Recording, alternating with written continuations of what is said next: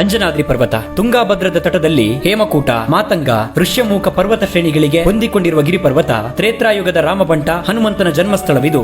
ಅಂಜನಾದೇವಿ ಮತ್ತು ಕೇಸರಿ ದಂಪತಿಗಳು ಈ ಜಾಗದಲ್ಲೇ ಆಂಜನೇಯನಿಗೆ ಜನ್ಮ ಕೊಟ್ಟಿದ್ದರಿಂದ ಈ ಬೆಟ್ಟ ಅಂಜನಾದ್ರಿ ಪರ್ವತ ಎಂದು ನಾಮಾಂಕಿತವಾಗಿರುವುದು. ಮಾರುತಿ, ಪವನಪುತ್ರ, ವಾಯುಪುತ್ರ, ಕೇಸರಿ ನಂದನ ಎಂದು ಕರೆಯಲ್ಪಡುವ ಆರಾಧಿಸಲ್ಪಡುವ ಆಂಜನೇಯ ರಾಮಾಯಣದ ಪ್ರಮುಖ ಪಾತ್ರಗಳಲ್ಲಿ ಒಬ್ಬನಾಗಿದ್ದ.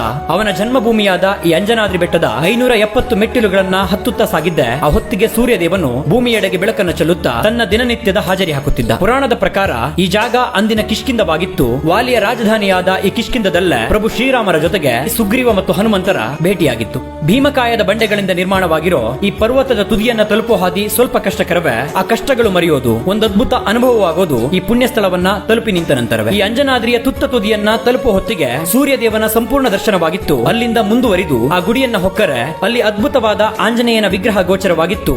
ಅದು ಈ ಬೆಟ್ಟದ ಮೆಟ್ಟಿಲುಗಳನ್ನ ಹತ್ತಿದ ಕಷ್ಟಗಳನ್ನ ಮೈ ಮನವನ್ನ ಮರೆಸುವಂತಿತ್ತು. ಈ ಪರ್ವತದಲ್ಲಿರುವ ಒಂದು ಬಂಡೆ ಆಂಜನೇಯನ ಮುಖವನ್ನೇ ಹೋಲುತ್ತೆ. ಈ ಶಿಖರದ ತುತ್ತ ತುದಿಯಿಂದ ಎತ್ತ ಕಣ್ಣು ಹಾಯಿಸಿದರೂ ಕಲ್ಲುಗಳಿಂದ ನಿರ್ಮಾಣವಾದ ಸಾಲು ಸಾಲು ಗುಡ್ಡ ಬೆಟ್ಟಗಳು, ಗದ್ದೆ ಬಯಲುಗಳು, ವಿಜಯನಗರ ಸಾಮ್ರಾಜ್ಯದ ಅಳಿದುಳಿದ ಐತಿಹಾಸಿಕ ಸ್ಥಳಗಳೇ ಕಾಣಸಿಗತ್ತೆ. ಹೀಗೊಂದಷ್ಟು ಹೊತ್ತು ಈ ಪುರಾಣ ಪ್ರಸಿದ್ಧವಾದ ವಾಯುಪುತ್ರನ ಜನ್ಮಭೂಮಿಯಲ್ಲಿ ಕಳೆದು ಮರಳಿದ್ದೆ. ಫಾಲೋ ಮಾಡ್ಕೊಳ್ಳಿ, ಹಂಪಿಯ ಇತಿಹಾಸವನ್ನ ಕೆದಕುತ್ತಾ ಸಾಗುವ ಪ್ರಯಾಣ ಈಗ ಶುರುವಾಗಿದೆ.